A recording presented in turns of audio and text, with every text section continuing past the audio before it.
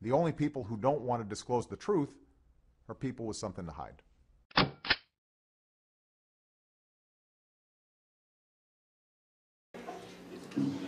It is my sincere and deep honor to present to you my true friend, Sheriff Joe Arpaio.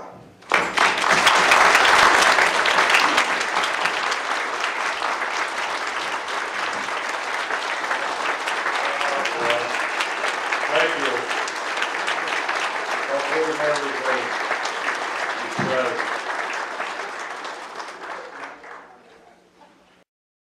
It's okay. He launched the investigation against me, 100 days in office, to go after me for alleged racial profile. Got the Justice Department after me. We'll probably end up in court. They want to take over the sheriff's office. But I got news for them. They're not taking over. The feds are not taking over the sheriff's office.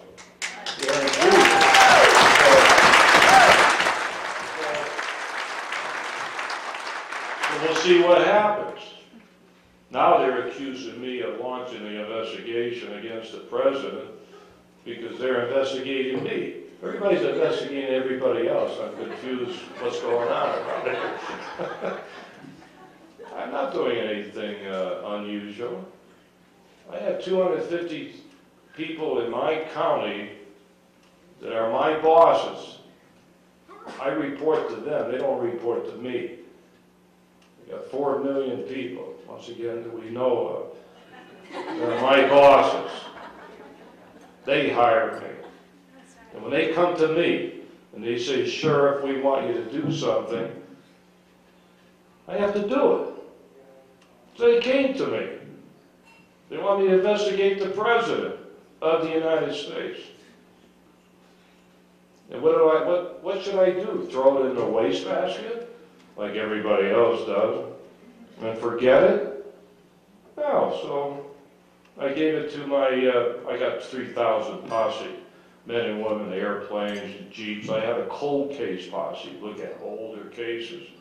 I gave it to them. Why did I give it to them? Because I knew I would be chastised for using taxpayers' money for investigating the president. So I got out of that one.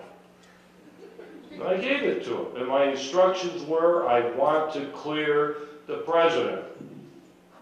Once and for all, get this out, this birth certificate and everything else.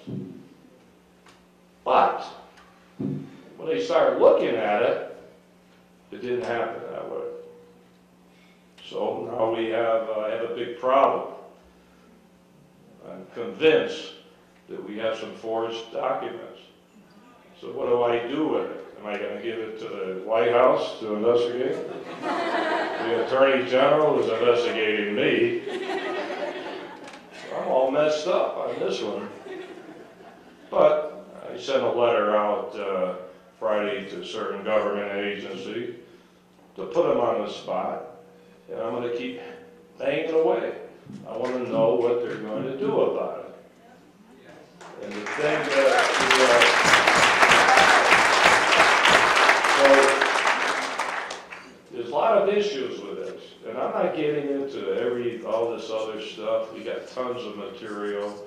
You've heard a lot of it, Social Security, and then we got so much stuff. I can't, it take about 50 years to put it together. I'm going to zero in on the law enforcement, on the criminal, possible criminal. Just separate everything else right now. So we feel pretty confident that that birth certificate is computerized, and we have experts that looked at it. But the big shock that nobody has come up with is the selected service. Think of that. You have to sign up for selected service 18 to 25 years old and if you want to have any government job. $250,000 fine, 5 years in jail. How come I know about that? Because you know what I did after 9/11? I didn't make, I asked in a nice way, all the inmates to sign up for selected service. They signing up. In fact, we signed up 30,000. Now Washington They didn't even know that you can sign up illegals, or you must sign up illegals for selective service. They didn't even know their own law. The same ones that I'm looking at now over this selective service situation with the president. So we're convinced on the selective service card that it's a phony. And I can get just a few details. 1980. 1980, they have a stamp, 1980. So we got about 17 selected service cards. And everyone had 1980 on it. Of course, we get the president's. Someone slipped up and gave it to us. Of course, that doesn't have 1980, it has an 80. And you can't, right now you can't get a 1980 post office stamp. Impossible. So they cut it and made 80 and put the 80 on there. So we got a pretty good case. Now the president signed it. I'm not saying that he's behind all this. I never have accused the president of committing a crime. But we're going to keep looking at it and see what happens. So it's the way it goes. It's the way the ball bounces. And I'm a little disturbed in a way because nobody, this is the biggest censorship in the history of the United States. I had a big press conference, you saw part of it. They came in there trying to make fun of me and my investigators. This has all been rehashed, on and on and on. When we showed them the selective service, the room went quiet. They never saw this one before. The birth certificate you hear so much about, it went quiet. Yet Fox, my friends, won't talk about it. There is a blackout on this issue. There has been, and especially this one, a blackout with national television and cable TV. I know that we have evidence why, but that's sad. Sad. To have this type of censorship whenever you mention the President of the United States in this issue. But we'll get the word out.